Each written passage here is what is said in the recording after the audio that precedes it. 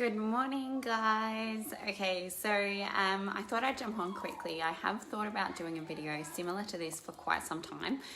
It never seems to be the right time, and I'm definitely not prepared for what I'm going to say, but I'm hoping that I've educated myself enough that I can share the content clearly and properly without my brain fog sort of taking over. So basically, if you follow me on my other page, I sort of haven't been doing live videos very much as often because I suffer a chronic illness and I get a lot of brain fog, so I often forget what I'm saying halfway through a conversation or through a live video, especially when there's no pauses for somebody else to talk.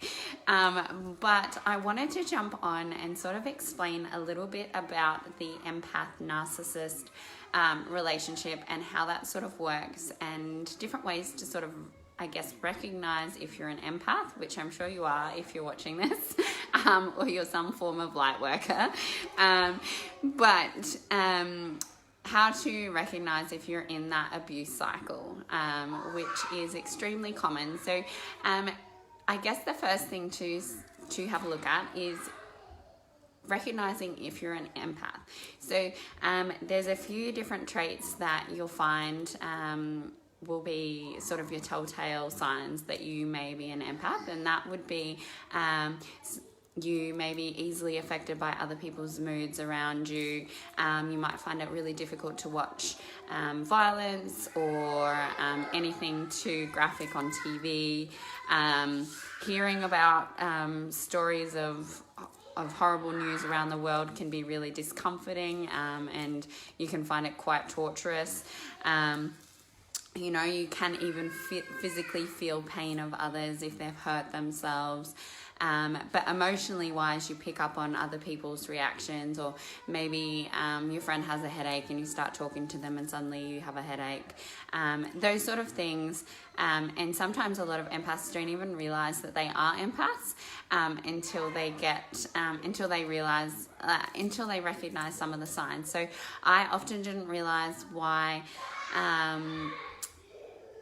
I would be so highly affected by other people's moods. So if somebody in my workplace was quite a negative person, I would take that on and I would become super negative, like extra negative.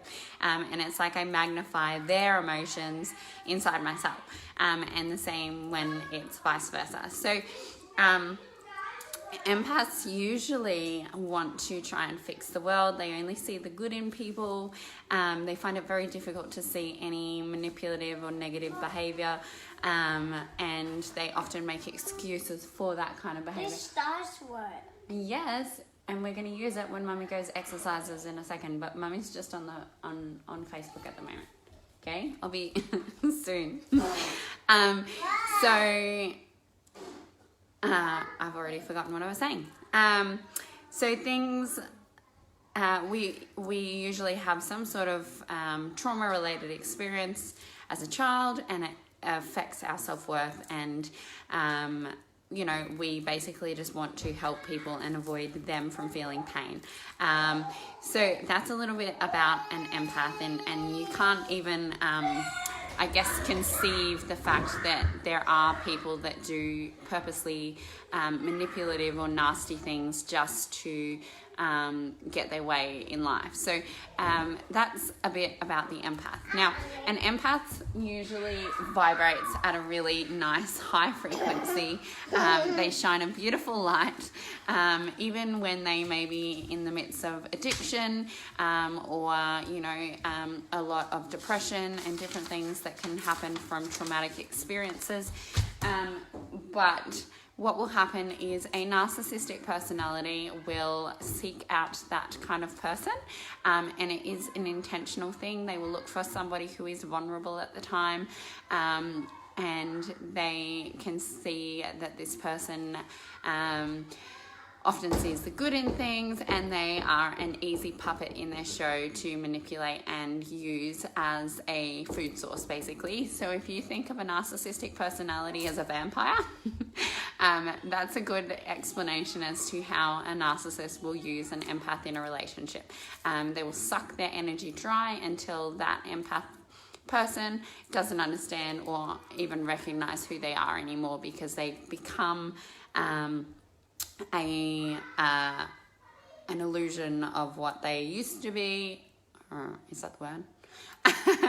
And they become they just become this shell of their former self, because they're constantly in a state of a negative environment where they feel like they're they are in an abuse cycle. So a narcissist will basically, in a relationship, in the beginning, they will mirror exactly what you want in a partner. So they're very, very clever, and they will look at who you are as a person. They know exactly the questions to ask, and they will mirror exactly what you, project out, that they know that you're going to be attracted to. So you'll feel like you've met the one, the perfect person. They're going to have all the same likes as you. They're going to show you all the characteristics that you want in a partner. And then it's not until either you move in together, you become pregnant, you get married,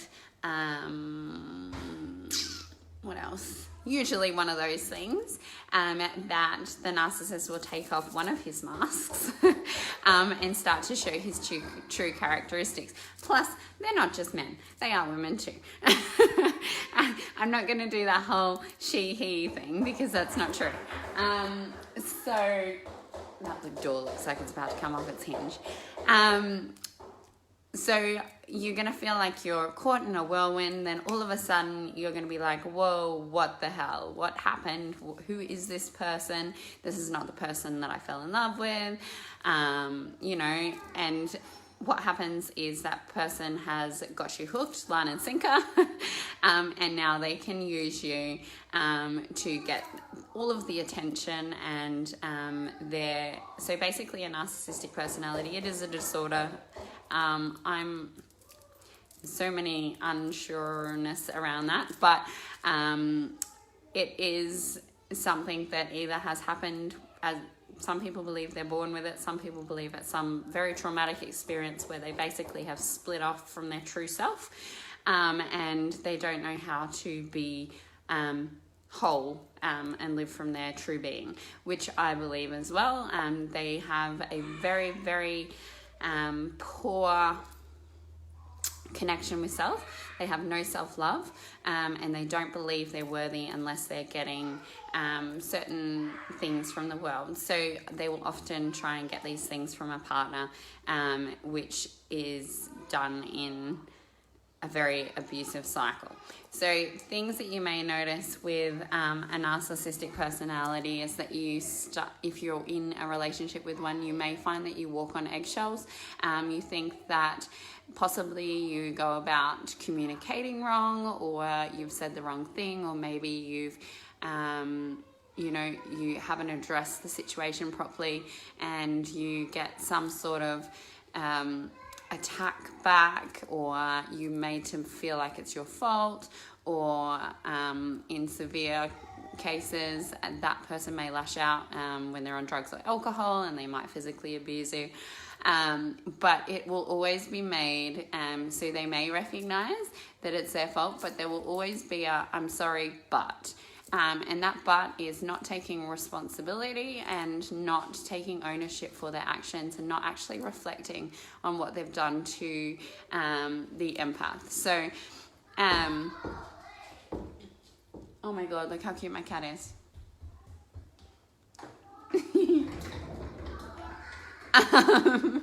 So a narcissistic personality will not ever take full responsibility. They cannot, and they do not know how to say, oh my God, I'm so sorry I did that to you. I never meant to hurt you like that. I understand why you would feel that way. I'll do my best, or I'll try really hard to recognize that for future. and give you a genuine apology. There's always going to be something in there that will have some sort of an excuse for that behavior. So that's one thing. They often will deflect situations. So if you're in a relationship and you're constantly getting accused of cheating or flirting or, being promiscuous, often a narcissist will actually project all of that onto you because that's what they're doing themselves. So it could be in anything. It could be cheating. It could be, any sort of behavior that they don't want you to recognize. They will push onto you and make it look like you're doing that thing so that it's deflected from what they're actually doing and you don't recognize it. Hey. Hi. She's so cute. Juju. Good morning, guys. So there are a lot of information, I guess, on the empath narcissist relationship, and I feel like I need to communicate and talk a bit about that because that's what I've experienced in my time. I have attracted a lot of abusive partners and they have all presented themselves very differently. And it can be really hard to recognize even when you do educate yourself, but education is key so that you can recognize that you aren't the person at fault. Maybe you play a part and you react and you do things that aren't necessarily how you want to behave, but you aren't generally the person that initiates the abuse cycle. So you actually are the victim, but the narcissist will flip it around and make out like they're the victim. So that's one of... Ooh, she's cheeky. One of their really good traits is to flip it around and make you feel like you've been the person to not consider their feelings, be abusive towards them.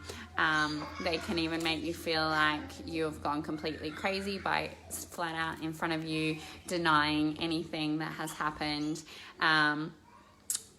Often, if you are in and out of an abusive relationship like that, if you're on a separation period or if you try to leave, you will be made to look crazy or you will be bad-mouthed by their friends. Even when you're in a relationship with somebody, you can often find out through circles that your partner has said nasty things about you behind your back, so that it's completely different to what actually happened, and they will distort whatever truth there was in a situation so that it makes them look better. So narcissistic personalities generally like to have it all put together. They like to be seen as they're very egotistical, one, but they like to be seen that their whole life is put together. They're very ambitious, but they do it. They often need to be the best, but they do it. They can be. They don't do it in a. What do you say? Not authentic. Like an abnormal way. They will. They will do things like lie and distort facts and stuff to get into a position that they are. So a lot of people in corporate positions or high up in companies are narcissistic personalities. Some people will only have their narcissistic personalities come out when they're on drugs or alcohol, and that's when it sort of is not controllable. I think I have a lot of content to share with you, but I might leave it at this because I've got a friend to come over for coffee. If you have any questions or if you feel like you could possibly be in a relationship like this, I am happy to share my experience with you and the different ways that you can be gaslighted to believe that you're not in that kind of a relationship and things that will change. But from my experience and from many others out there, these relationships do not change. And it's the best thing that you can do is to learn to love yourself, look at what you deserve, your deservability, and grow from yourself. Work on yourself and what triggers you, why you put up with different things like that, and what deep-seated beliefs you have about yourself as to why you put yourself in a situation where you're not respected, loved, and I'm sure there's more words. And why you continue to put yourself in that cycle. But yeah, send me a message or put a comment down below if you feel comfortable. Thanks for watching, and I'll talk to you all soon. Mwah!